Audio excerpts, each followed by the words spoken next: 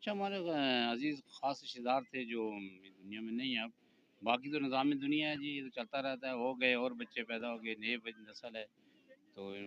کچھ غم بھی ہوتے ہیں، ساتھ خوشی بھی ہوتی ہیں، لیکن ہمیں خصوصاً یہ دن جو ہے نا خوشی کا دن خوش بنانا چاہیے، کیونکہ یہ ہمارا مذہبی تہوار ہے، اسے ہمیں جوش و خروش سے بنانا چاہیے۔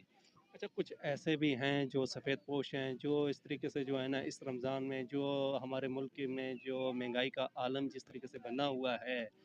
اس حوالے سے آج کی عید کا دن ہے تو ان کو بھی اپنی خوشیوں میں شامل کرنا چاہیے۔